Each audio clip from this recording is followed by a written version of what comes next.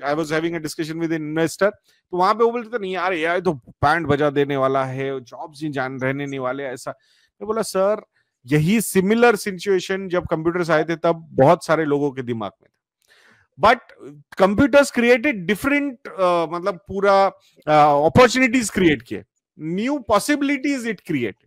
So in a way the world started working at different efficiency level, so automatically वो होगा. So जो बोलते हैं necessity is invention और the mother of invention.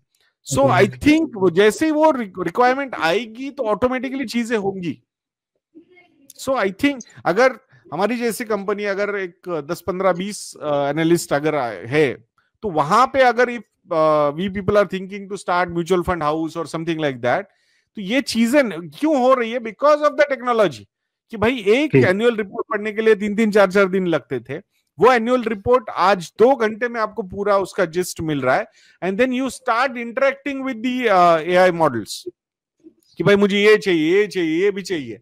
So and then कभी कभी पढ़ने में बहुत सारी चीजें हम, आपने देखा होगा कि हम कुछ चीज पढ़ रहे हैं और 1-2 पेजेस निकल जाते, अपने को समझ भी नहीं आता ये कब हुआ, 1-2 पेजेस कैसे आगे चले गए हम.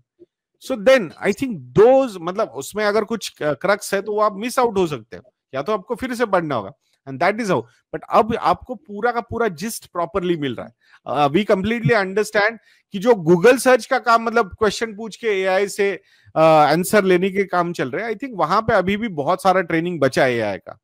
ठीक है, बट अगर आपने स्पेसिफिक डेटा उसको दिया है और उससे फिर then you have started interacting and restricted to the data itself, उससे ज्यादा कुछ नहीं, तो I think you will get a lot of good answers. तो आपको जो चाहिए उसमें जो पॉसिबिलिटीज उससे हो सकती है, वो अगर आपको एनालाइज करनी है तो वो बहुत सही से मिल सकती है.